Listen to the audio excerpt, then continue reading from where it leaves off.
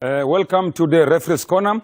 We're going to Algeria versus Nigeria. There's a player called Ramiz who did what we call serious foul play on Lukman. Let's go and look as to what has he done on Lukman. Right, he did what we call a lunge. You can see a player, the law says a lunge is when a player uses one or both legs with excessive force and then endangering the safety of an opponent. Yellow card came out. Is this the correct card? We can clearly show you this is not the correct card on Lukman. We're going to show you the lunge. Look at the lunge. The player is airborne, has got no control over himself. He goes onto the ankle. So on the ankle that is endangering the safety of an opponent, the player should have been sent off. But where is VAR, Doc? Where is VAR? Because VAR is supposed to come in here and assist the referee. Aiko Ashisasekang. Let's go to the next one. We see Masina here committing a foul on Etreyong. Let's check who committed an offense here. The referee in close proximity you can see, but who committed an offense between Masina and Etreyong? The ball was given to, or the free kick was given to Morocco. But we can clearly show you that the one who committed the offense, look at it there, it's Masina there with an elbow. So what did Etreyong do?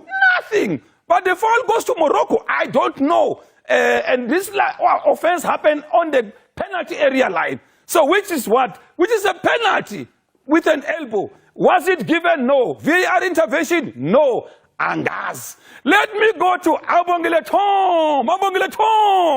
Right, let's go and see Sinayoko here try to buy our own Abongile Tom.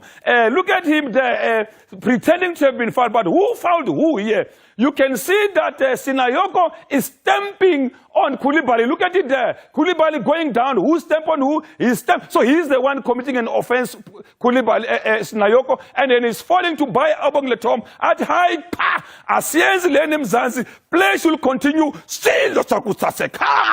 Let's go again on the same match. Sibonenje, a red card from Abongile Tom. Let us show you the first yellow card here on Bisomo, who's the captain. What he did on Sadio Man. Abongile Tom says yellow card, Big Jack. And then look at him there. He is the captain. And then look at it there. Bobo. And then hand on the face. Yellow card, correctly so. That is the first one. The second yellow, we're going to show it. He did what we call a reckless tackle. Look at it there. Look at the reckless tackle that he does there. He goes with an X, with a Mbazo there. Then now, this is a reckless tackle on Ghana. What does the referee do? Abongile Tom come with a second yellow card, and then at high point, Hambakai. So correct this in by our own Abongile Tom, our only man standing in the Africa Cup of Nations, our only representative after Bafana Hambakaya. So correct this in by Abongile Tom to give a red card in this match,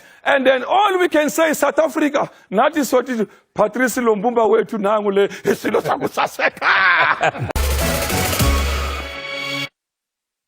Just to touch on some of the ugly scenes that have taken place here and the fixtures that we've seen involving Morocco as well as Cameroon and Algeria and Nigeria in the quarterfinals. CAF releasing a strongly worded statement that they are investigating. They've got video evidence, even targeting the media as well. There's been some fights that have broken up in the mixed zone over content or any other issues that have taken place as well. But the key factor here is after fights broke out, CAF referring the matter to the disciplinary board to investigate. So you can expect some heavy fines that are coming the way of those that will be found guilty, and punishment incoming as well.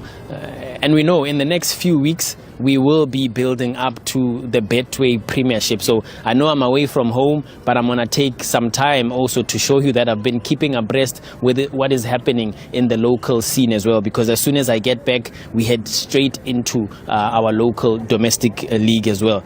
The big story that we've covered, broken it on sabcsport.com earlier today, is that TS Galaxy telling Mamelodi Sundowns that no, we cannot accept your initial offer of Puso Dithejane. We view him as someone that we will not let go for cheap. They want a lot of money for Puso Dithejane. At the moment, the figures are not out yet, but the context that we have is that Mamelodi Sundowns, having spent around 57 to 60 million for Brian Leon, a Colombian striker who's well proven and is coming to challenge himself in the Betway Premiership, they feel that Puso, who's a local prized asset, should be maybe not near as much, but something close to that amount as well, if maybe half of it at the very least. But I'd love to hear the thoughts of Dr. Khumalo, a Kaizer Chiefs legend who, by the way, Kaizer Chiefs also lost out to Puso Dithejane when he was in the reserve league. It's over to you, Doc. I want to hear your thoughts on a potential sale of Puso Dithejane, maybe to Mamelodi Sundowns, maybe to Chiefs, or even abroad as well.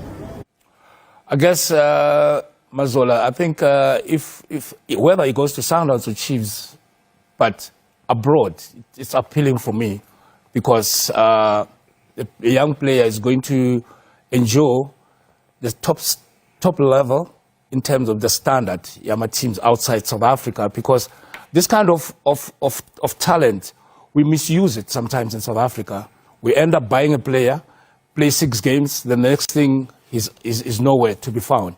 But now, what Team Modise and Sundowns agreed on or wanted to agree on, I think probably team has a point, because if you were to pay 57 plus meter for a player wangaphandle, and then ufuna ukuzalela ukuba nikeze 5 million, well, I guess it's not fair, but that's a story for another day.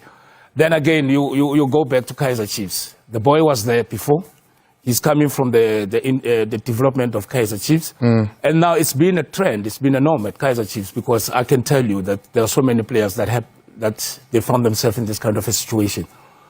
Been given away to the teams, and then at a later stage, after 5, 6, 7 years, they go and buy the player. Okay. So clearly, probably they need to do something about that at Kaizer Chiefs, yeah. Oh. I want to pick up now from where I've just left off in terms of transfer news, and this is in relation to Thapelo Maseko. He is on his way to Cyprus on a season-long loan deal, just 6 months, and then Mamelodi Sundowns and AEL Limassol will then assess the relationship moving forward. Thapelo Maseko has been seeking game time, a story we've covered extensively on sabcsport.com and particularly Soccerzone as well. And then it becomes interesting. Another young player who was recently at the Under-20 World Cup is Siviwe Magidigidi, who plays for Siwelele FC. The club coming out and confirming that indeed they are in discussions, advanced discussions, by the way, with KV Beerschot, a second-tier club in Belgium, and hoping that following a decision for the club to up the offer, they are confident now that Magidigidi will be moving on to a European side. Walter Steenbok, I know this is his types of stories. He loves when young players thrive, and I'd love to also hear what he's got to say about a potential big move for Siviwe Magidigidi. Yeah, Andile, I think it's an excellent opportunity for a young player who his development pathway, is really scaled the right way. He goes into a league where he has an opportunity, firstly, to get game time. But again, a good lesson to a lot of young players in South Africa. If you check, Siviwe didn't have a chance to play at the AFCON Under-20 when Coach Raymond Daka's team won the AFCON. But through perseverance, he stayed in the team, and then he went to the World Cup. Where I thought he had a very, very good World Cup. He's a kind of a striker who's mobile, who's very, very brave. But again, understand his way around the box, and a move to Belgium really gives him an opportunity that his skills could be honed better without a lot of pressure. And then, like we've seen with Pesitau, remember Pesitau also went to Belgium at one stage before he went to Brighton. So this is a very good move and an excellent talent pathway, for Siviwe. And I think Siwelele will also be happy also on the other side. And Andile, the final story is got to do with Sekhukhune United after losing Miguel Tim to Cape Town City. In a surprise transfer, by the way, in the middle of the season, they've ramped up a pursuit and a decision to then take up Lebu Piri on a free transfer. Lebu Piri has played the bulk of his career abroad, well over a decade in Denmark, in France, and in Turkey as well, and he's decided to come home. He struggled a little bit, didn't get a club for the last 7 months, and he's finally done a medical, concluded, at least on paper and on principle as well, to join Babina Nuku in the coming days, just before the season starts with coach Eric Tinkler. But for now, though, heading out as we prepare, as I said, to build up to those 2 semi-final fixtures here in Morocco for the Africa Cup of Nations.